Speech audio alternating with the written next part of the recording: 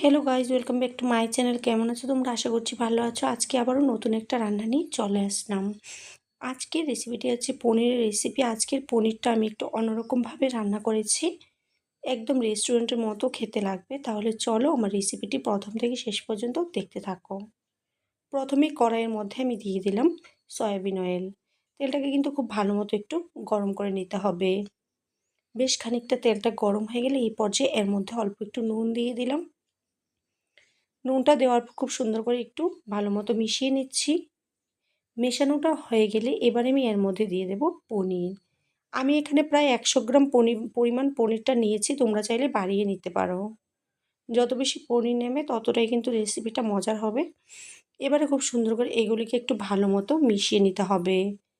খুব সুন্দর করে মিশিয়ে একটু সময় নিয়ে পনিরগুলিকে ভেজে নিতে হবে।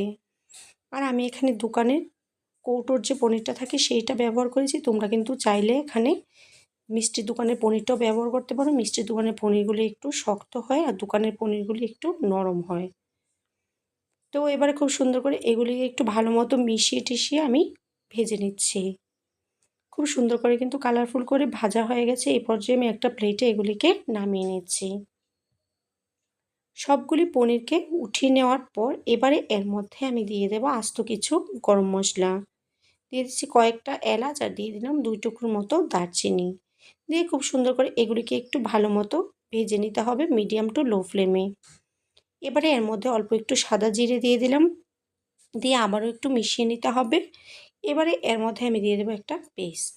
আমি এখানে মিডিয়াম সাইজের একটা টমেটো, 6 থেকে 7টা কাজু বাদাম, 2 চামচের মতো পোস্ত, সাথে হচ্ছে 4 মগজ, 1 চামচের মতো আদা, হাফ ইঞ্চি আর কাঁচা লঙ্কা 5 থেকে 6টা একসাথে পেস্ট করে নিয়েছি। এবারে মশলার বাটিটা ধুয়ে একটু জল দিয়ে দিলাম। জলটা দেওয়ার পর আবারও সুন্দর করে এটাকে ভালো মতো একটু মিশিয়ে নিয়ে সুন্দর করে কষিয়ে নেব। প্রায় মিডিয়াম আঁচে অল্প কিছুক্ষণ একটু কষিয়ে নিতে হবে। মোটামুটি একটা কষানো হয়ে গেলে এর মধ্যে হাফ চামচ পরিমাণ দিয়ে দিচ্ছি ঘি, দিয়ে দিচ্ছি স্বাদ অনুযায়ী নুন আর দিয়ে দিচ্ছি অল্প একটু কাশ্মীরি লঙ্কা গুঁড়া। দেওয়ার পরে এবারে খুব সুন্দর করে এটাকে ভালো মতো মিশিয়ে আবারও সুন্দর করে অনবরত নেড়েচেড়ে মশলাটাকে আমি কিছুক্ষণ ভেজে নেব। অনবরত নাড়াচাড়া করতে হবে, না হলে কিন্তু নিচে লেগে যাওয়ার সম্ভাবনা থাকবে। মশলাটা কিন্তু অনেকটাই ভাজা হয়ে গেছে, দেখতে পাচ্ছেন তেলটা কিন্তু ছেড়ে দিয়েছে। তো এই পর্যায়ে আবারও ভালো মতো একটু মিশিয়ে নিচ্ছি। এবারে এর মধ্যে আমি দিয়ে দেবো ভেজে রাখা পনির। এবারে খুব সুন্দর করে এগুলিকে ভালো মতো একটু মিশিয়ে নিতে হবে। মেশানোটা হয়ে গেলে 20 থেকে 30 সেকেন্ডের মতো এগুলিকে একটু এভাবে একটু কষিয়ে নেব। কষানো হয়ে গেলে এবারে এর মধ্যে আমি কুসুম গরম দুধ দিয়ে দিচ্ছি। আমি এখানে দোকানে যে আমুল তাজা প্যাকেট পাওয়া যায় এই দুধটা ব্যবহার করেছি। তো দুধটা দেওয়ার পর হচ্ছে খুব সুন্দর করে ভালো মতো এগুলিকে একটু মিশিয়ে নিচ্ছি। মেশানোটা হয়ে গেলে এবারে আমি এর মধ্যে দিয়ে দিচ্ছি কাস্তুরি মেথি পাতা। তো কাস্তুরি মেথি পাতাটা দিয়ে আবারও এর মধ্যে দিয়ে দেব অল্প একটু গরম মশলার গুঁড়া।